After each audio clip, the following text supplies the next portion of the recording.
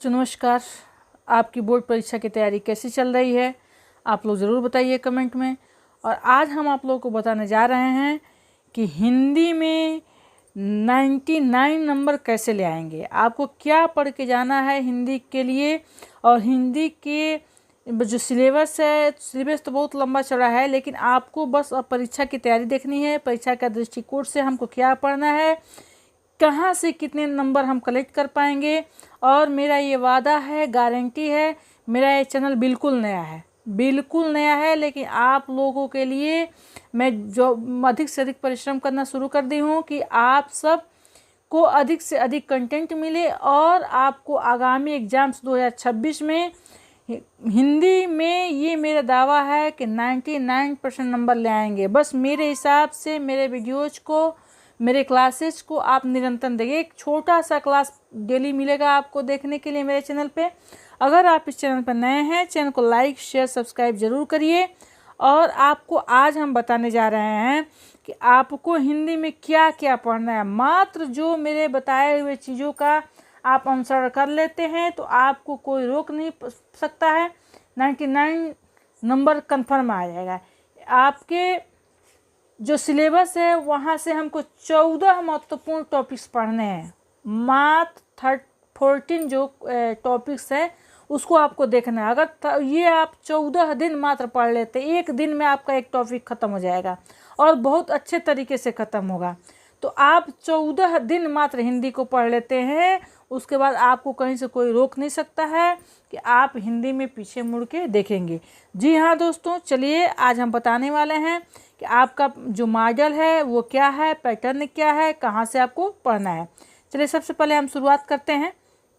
आपको क्या क्या पढ़नी है तो देखिए, जो ये पेपर है वो उसके लिए आपको 3 घंटे 15 मिनट का टाइम मिलता है। कितना मिलता है? 3 घंटे 15 मिनट का टाइम लगता है और टोटल 100 यानी 100 नंबर का ये पेपर होता है। जो 15 मिनट पहले होता है वो आपको मतलब प्रश्न पत्र जो है उसको पढ़ने के लिए दिया रहता है। और बाकी जो पेपर है वो 2 खंडों में बटा हुआ है। खंड क और खंड ख 2 भागों में विभाजित हुआ है। और आपके जो क्वेश्चन पेपर में जितने भी क्वेश्चन दिए रहेंगे वो सारे क्वेश्चंस क्या होता है, आपको अनिवार्य होता है किसी भी क्वेश्चन को छोड़ना नहीं है। चलिए देखते हैं कहाँ से कितने नंबर का आता है। तो सबसे पहले हम देखते हैं कि आपको जो है खंड क से बहुविकल्पी क्वेश्चन आते हैं। ठीक है, तो खंड क से बहुत सारे बहुविकल्पी भी है और सारे भी क्वेश्चंस हैं।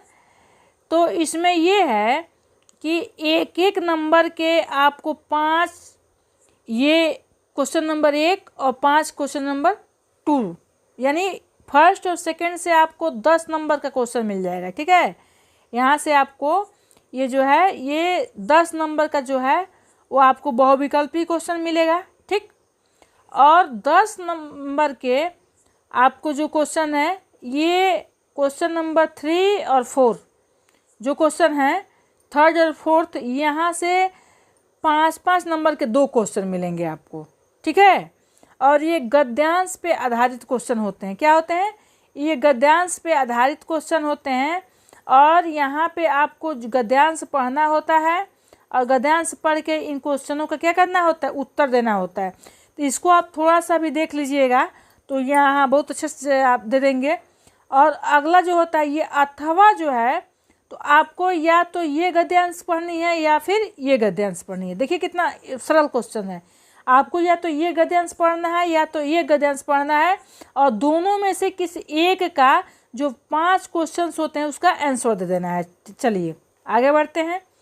सेम कंडीशन जो है पद्यांश का होता है। ठीक, पद्यांश जो होता है ये भी है, ये 5-5 नंबर के मतलब होते हैं, 10 नंबर के होते हैं।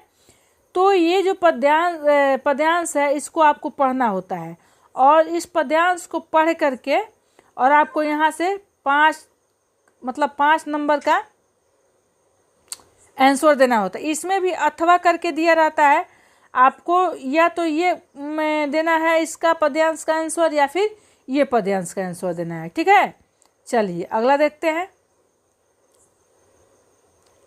अगला जो है आप देख लेते हैं क्वेश्चन नंबर 5।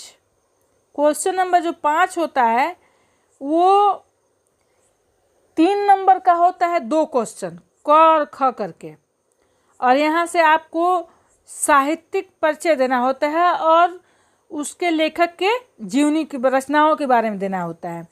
और इसकी अधिकतम जो सीमा है, शब्द की जो सीमा है वो 80 अंक होता है। 80 शब्द आपको लिखना होता है और इसमें ये तीनों में से किसी एक का साहित्यिक परिचय देना होता है, ठीक है। और फिर ये भी 5 का जो ख आता है उसमें भी यही रहता है, ठीक है। इसमें से एक ही देना है। चलिए अगला क्वेश्चन। अगला क्वेश्चन आपका छठा जो आता है वो आता है जो खंड काव्य होता है, वो खंड काव्य होता है जो हमारे सिलेबस में होता है। वहाँ से देखिए पंचलाइट अथवा लाटी कहानी के उद्देश्य, कुछ कहानी दिए रहेंगे उसके बारे में हमको 80 शब्द लिखने होते हैं, ठीक है। अथवा यानी दोनों में से एक, किसी एक पे लिखना होता है। ये 5 नंबर मिलेगा आपको।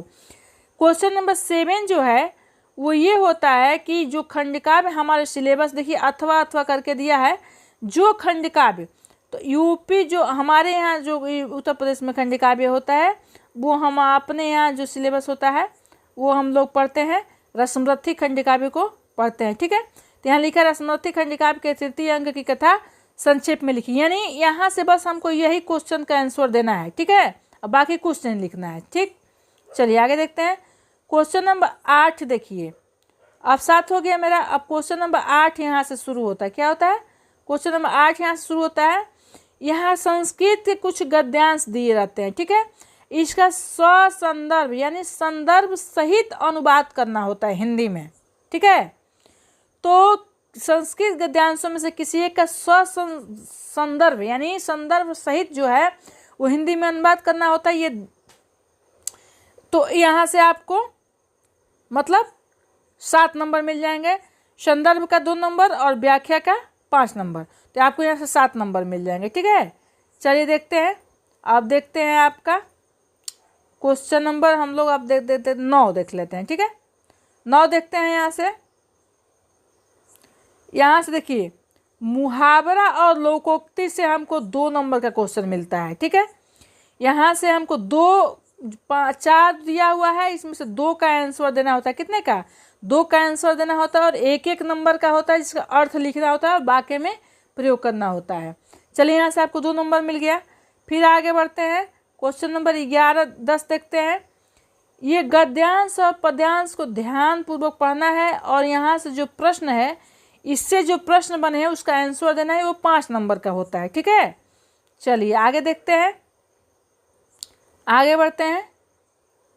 क्वेश्चन नंबर 11, ठीक है। क्वेश्चन नंबर 11 कह रहा है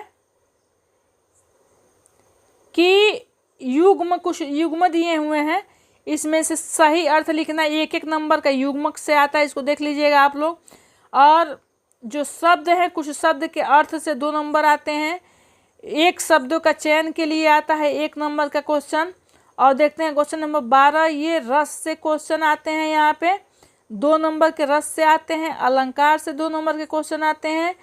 और आपको जो पत्र लेखन जो है वो 6 नंबर का आता है। बहुत ही बढ़िया टॉपिक है ये। पत्र लेखन से आपको 6 नंबर का आता है, ठीक है। और आपको सबसे बढ़िया है 9 नंबर का आता है यहाँ से निबंध पे। ये एक प्यारा सा सुंदर सा कायदे का निबंध आप लोग लीजिए और ये नंबर आपका रखा हुआ है 9 नंबर में। 8 नंबर तो आपका कहीं जाए। उसके जो प्रस्तावना, रूपरेखा, कायदे का आप लोग तैयार करिए। और यहाँ 5 दिए रहते हैं निबंध। 5 निबंध से किसी एक निबंध पर अपना विचार व्यक्त करना होता है और ये 9 नंबर का होता है। तो आप लोग समझ चुके होंगे कि हमको क्या पढ़ना है। बाकी फिर अगले क्लास में मिलते हैं। तब तक के लिए धन्यवाद दोस्तों। नमस्कार, थैंक यू।